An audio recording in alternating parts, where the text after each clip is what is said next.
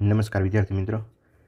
ચાલો, લાસ્ટ લેક્ચરની અંદર આપણે 67 સુધી MCQ ચાક ગતિ પર આધારિત સોલ્વ કરેલા છે. હવે આજે આપણે આગળ લઈશું 68થી આગળ જઈશું. સો 68નું MCQ એક પથ્થરને દોરીના છેડે બાંધેલ છે અને તેને એક લાકડીની આસપાસ એવી રીતે ફેરવવામાં આવે છે કે જેથી દોરી લાકડી પર વીંટળાય અને દોરી ટૂંકી થઈ જાય. તો નીચેનામાંથી કોનું સંરક્ષણ થાય છે? મિત્રો, અહીંયા જો દોરીના છેડે અથવા તો લાકડીના છેડે તો કોઈ પથ્થર બાંધી દેવામાં આવે તો ધીમે ધીમે આ લાકડી છે એ આ રીતે અંદર રાખેલી છે, ધીમે ધીમે એની ત્રિજ્યા છે એ ટૂંકી થતી જશે. તો આજે એની ટોર્ક છે એ આપણે અહીંયા વિચારીએ તો કેન્દ્રગામી બળ FC અને તણાવ બળ T એ ભ્રમણાક્ષમાંથી પસાર થાય છે. તો આ બેમાંથી એક પણ બળ છે ટોર્ક રચી શકે નહીં. તો અહીંયા જે ટોર્ક છે એ 0 થશે અને ટોર્ક જો 0 થાય તો એનું કોણીય વેગમાન છે એ અચળ બને. ટોર્ક 0 થાય તો કોણીય વેગમાન છે એ કોન્સ્ટન્ટ થાય. તો આન્સર છે અહીંયા કોણીય વેગમાન આવશે. એક ફરતું ટેબલ 10 સેકન્ડમાં એક પરિભ્રમણ કરે છે અને તેની જડત્વની ચાક માત્રા 100 આપેલી છે. એક વ્યક્તિ કે જેનું દળ 50 kg છે તે ભ્રમણ કરતાં ટેબલના કેન્દ્ર પર ઊભો છે. જો વ્યક્તિ કેન્દ્રથી 2 મીટર જેટલો ગતિ કરે તો ટેબલનો કોણીય વેગ કેટલો હશે? અહીંયા મિત્રો બહારથી કોઈ પણ પ્રકારનું ટોર્ક છે એ લાગતું નથી. બાહ્ય ટોર્ક 0 હોવાથી તંત્રનું કોણીય વેગમાન અચળ થાય. સો I1 ω1 is equal to I2 ω2. I1 એટલે આપણે લઈએ જડત્વની ચાક માત્રા 100, ω1 એટલે 10 સેકન્ડમાં એક પરિભ્રમણ કરે છે. તો ઓમેગા બરાબર 10 એટલે 2π/10. એક પરિભ્રમણ થાય ત્યારે એનું કોણીય સ્થાનાંતર 2π અને એક પરિભ્રમણ કરવા માટે લાગતો સમય 10 સેકન્ડ છે. સો ω1 બરાબર π/5 ઇઝ ઇક્વલ ટુ ω2. હવે વ્યક્તિ છે એ ગતિ કરી, આ ધારો કે ભ્રમણાક્ષ છે, વ્યક્તિ શરૂઆતમાં ભ્રમણાક્ષ ઉપર હતી અને ત્યાંથી ગતિ કરીને હવે 2 મીટર અંતરે જાય છે. તો જડત્વની ચાક માત્રા તકતી પ્લસ વ્યક્તિની આપણે લખવી પડે. તકતીની જડત્વની ચાક માત્રા 100 આપેલી છે અને વ્યક્તિની જડત્વની ચાક માત્રા mr² મુજબ લઈએ તો m એટલે વ્યક્તિનું દળ 50 અને r2 mr² અને બંનેની કોણીય ઝડપ છે એ સમાન હશે, જે ઓમેગા જેટલી. હવે અહીંયા આપણે ઓમેગાને સૂત્રનો કરતા બનાવીએ તો ઓમેગા ઇઝ ઇક્વલ ટુ અહીંયા થઈ જશે 20, અહીંયા 2નો વર્ગ 4, 4 × 5 200, 200 ને અહીંયા થઈ જશે 300. એ 300 છે એના છેદમાં જાય તો 20/300 એટલે અહીંયા થઈ જશે π/15. અથવા ઓપ્શન મુજબ આપણે જોઈએ તો બે બાજુ 2 વડે મલ્ટીપ્લાય કર્યું છે તો 2π/30. તો આ આપણો આન્સર આવશે. પૃથ્વીના ધ્રુવ પ્રદેશ પર બરફ પીગળે છે તો તેની જડત્વની ચાક માત્રા. ધ્રુવ પ્રદેશ, પૃથ્વીનો જે શેપ છે એ કંઈક આ રીતે છે. ધ્રુવ પ્રદેશ ઉપરથી બરફ પીગળી અને પૃથ્વી ભ્રમણ કરે છે એટલે એ વિષુવવૃત્ત ઉપર આવશે અને વિષુવવૃત્ત ઉપર આવે તો જે દળ પહેલાં અક્ષ ઉપર હતું એ દળ હવે અક્ષથી દૂર ગયું. તો જડત્વની ચાક માત્રા I is equal to mr² મુજબ દળનું વિતરણ છે એ દૂર થયું છે, r ઇન્ક્રીઝ થશે. જો r ઇન્ક્રીઝ થશે તો જડત્વની ચાક માત્રા r ઇન્ક્રીઝ થશે, જડત્વની ચાક માત્રા પણ ઇન્ક્રીઝ થશે એટલે કે વધશે. જો અચાનક પૃથ્વી તેનું વાતાવરણ ગુમાવે છે ત્યારે દિવસની લંબાઈમાં શું ફેરફાર થશે? તો એની જે મોમેન્ટ ઓફ ઇનર્શિયા છે, જડત્વની ચાક માત્રા છે એ ઘટશે. I is equal to mr² મુજબ અમુક દળ છે એ ઘટી જશે તો જડત્વની ચાક માત્રા પણ ઘટી જશે. જડત્વની ચાક માત્રા ઘટી જશે તો ઓમેગા છે એ વધશે અને ઓમેગા વધે તો આવર્તકાળ છે એ ઘટશે. તો અહીંયા આવર્તકાળ છે એ ઘટે એટલે કે એક દોલન પૂરું કરવા માટે લાગતો સમય ઘટશે, તો લંબાઈ છે એની ઘટે. 72. એક વ્હીલ તેની અક્ષને અનુલક્ષીને અચળ કોણીય વેગથી ભ્રમણ કરે છે. જો અચાનક તેની રીમ પર એક પદાર્થ ચોંટી જાય ત્યારે તેની જડત્વની ચાક માત્રા. અચ્છા, એની રીમ ઉપર જો કોઈ પદાર્થ ચોંટી જાય તો એનું દળ છે m છે એ વધશે અને દળ વધશે તો જડત્વની ચાક માત્રા પણ વધે I is equal to mr² મુજબ. આન્સર આવશે વધે. ઉપરના પ્રશ્નમાં કોણીય વેગ શું થશે? અચ્છા, કોણીય અહીંયા બહારથી કોઈ ટોર્ક નથી લાગતું એટલે L is equal two I omega. આ કોન્સ્ટન્ટ છે. જો આઈ વધે, આઈ વધશે તો ઓમેગા છે એ ઘટશે. આન્સર આવશે ઓમેગા ઘટે. એક કીડી ભ્રમણ કરતી તકતીના છેડે બેઠી છે. જો વ્યાસ પર ચાલી કીડી બીજા છેડે પહોંચે તો તકતીનો કોણીય વેગ, જો વ્યાસ પર ચાલે છે એટલે કે કીડી, ધારો કે આ કોઈ એક તકતી છે ને એનો વ્યાસ છે, એના ઉપર ચાલી એક છેડેથી બીજા છેડે પહોંચે તો કીડીનું દળ પહેલાં આ ધારો કે ભ્રમણાક્ષ છે તો ભ્રમણાક્ષથી દૂર છે, પછી ધીમે ધીમે ભ્રમણાક્ષથી નજીક આવશે, ભ્રમણાક્ષ ઉપર આવશે ને ફરી પાછું ભ્રમણાક્ષથી દૂર જશે. તો અહીંયા સિમ્પલી આપણે એવું કહી શકીએ કે કીડી જે છે એ પહેલાં એનું દળ વધારે હોવાથી જે કોણીય વેગ છે L is equal two I omega, તો પહેલાં શરૂઆતમાં જ્યારે કીડી છેડા ઉપર હશે ત્યારે એની જડત્વની ચાક માત્રા વધારે હશે, ઓમેગા ઓછું હશે. જેમ જેમ અહીંયા નજીક આવશે એમ જડત્વની ચાક માત્રા ઘટતી જશે, ઓમેગા છે એ વધતો જશે. તો કોણીય વેગ છે એ પહેલાં જો કીડી વ્યાસ પર એક છેડેથી બીજા છેડે જાય તો જ્યારે કીડી અહીંયા જશે ત્યારે જડત્વની ચાક માત્રા ઘટતી જશે, આઈ છે એ ડિક્રીઝ થતો જશે અને ઓમેગા વધશે અને પછી ઘટશે. તો ઓપ્શન છે એ આ આવશે. એક ડાન્સરને બરફ પર ઝડપથી ભ્રમણ થવું છે ત્યારે તે તેના હાથ ભેગા કરે. આ વખતે આ થિયરીની અંદર આપણે ભણી ગયા છીએ કે જ્યારે એના હાથ ભેગા કરશે ત્યારે બહારથી કોઈ ટોર્ક નથી લાગતો એટલે કોણીય વેગમાન આઈ કોન્સ્ટન્ટ થઈ જશે. હવે જો હાથ ભેગા કરે એટલે દળનું વિતરણ છે એ નજીક આવે ભ્રમણાક્ષથી, તો આઈ છે એ ઘટશે, ઓમેગા છે એ વધશે. અને એના ઉપરથી ગતિ ઉર્જા આપણે લઈએ તો ગતિ ઉર્જા છે એ p²/2m ની બદલે અહીંયા લખશું L²/2i. જો આઈ છે એ ડિક્રીઝ થાય, આઈ છે એ ઘટે તો ગતિ ઉર્જા છે એ વધશે. તો કોણીય વેગમાન અચળ રહેશે અને ગતિ ઉર્જામાં વધારો થશે. ચાલો, એક સમાન ભારે તકતી કે જેની અક્ષ સમતલને લંબરૂપે શિરોલંબ કેન્દ્રમાંથી પસાર થાય છે તેનો કોણીય વેગ ઓમેગા છે અને કોણીય વેગમાન L લ્યો. તો ધ્યાન રાખજો કે આ જે કોણીય વેગમાન છે એ આ ભારે તકતીનું છે. પ્લાસ્ટિસિન આ એક પ્રકારનો નરમ પદાર્થનો એક ટુકડો તકતીની ધાર પર શિરોલંબ દિશામાં છોડવામાં આવે છે અને તકતીને ચોંટી જાય છે. આને પરિણામે નીચેનામાંથી કઈ રાશિ બદલાશે?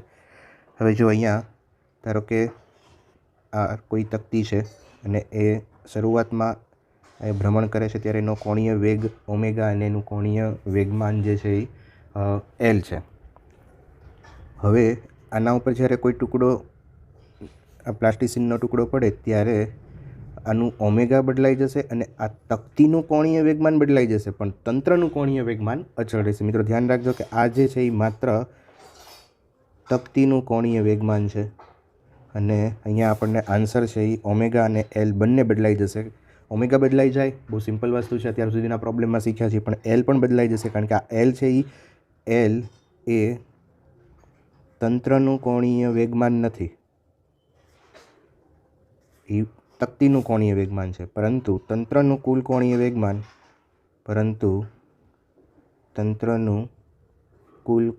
વેગમાન અચળ રહેશે. તો ખાસ ધ્યાન રાખવા જો MCQ છે. નેક્સ્ટ લઈએ આપણે 77. પદાર્થ પર લાગતું કોણીય વેગમાન અચળ રહેશે જો પદાર્થ પર લાગતું ટોર્ક શૂન્ય હોય. ઘણી બધી વખત આપણે ભણી ગયા, એના ઉપરના પ્રોબ્લેમ પણ સોલ્વ કર્યા, થિયરીની અંદર પણ આપણે જોયેલું છે. એક વ્યક્તિ વર્તુળાકાર પ્લેટફોર્મની ધાર પર ઊભો છે. તે પ્લેટફોર્મ કે જેની અક્ષ તેના કેન્દ્રમાંથી લંબરૂપે પસાર થાય છે તે અચળ કોણીય ઝડપથી ભ્રમણ કરે છે. જો વ્યક્તિ ત્રિજ્યાવર્તી માર્ગ પર તેના અક્ષ તરફ ગતિ કરે છે ત્યારે તેનો કોણીય વેગ.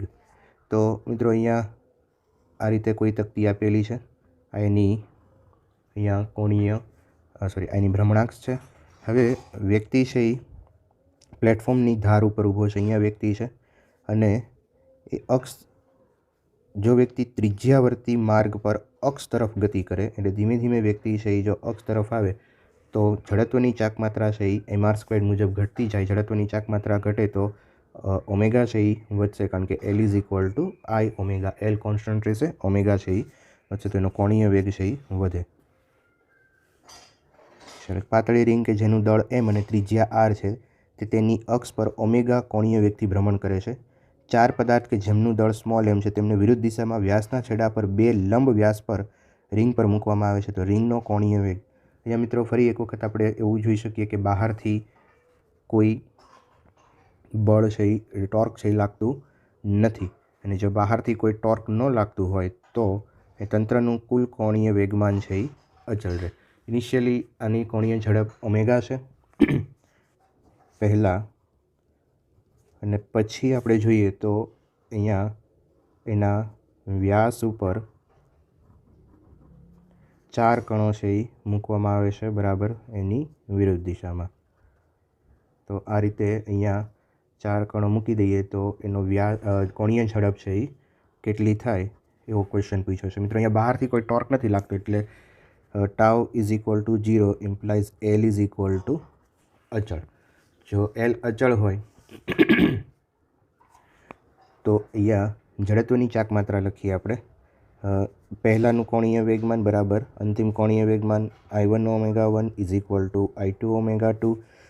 I1 એટલે આ જે અહીંયા રિંગ આપી છે તો એ રિંગની જડત્વની ચાક માત્રા mr²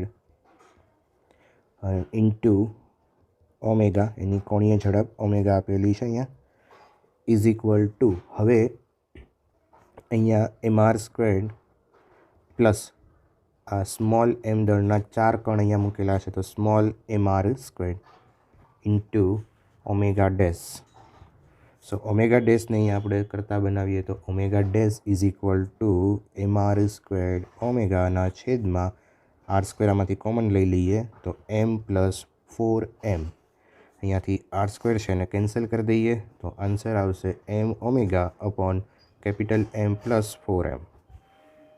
એક વર્તુળાકાર તકતી કે જેની અક્ષ સમતલને લંબરૂપે કેન્દ્રમાંથી પસાર થાય છે તે અક્ષને અનુલક્ષીને જડત્વની ચાક માત્રા એ I2 છે એ તકતીને બીજી તકતી કે જેની તે જ અક્ષને અનુલક્ષીને જડત્વની ચાક માત્રા I1 છે અને કોણીય વેગ ઓમેગા છે તેના પર મૂકવામાં આવે છે. તો આ ગોઠવણીનો પરિણામી કોણીય વેગ કેટલો હશે?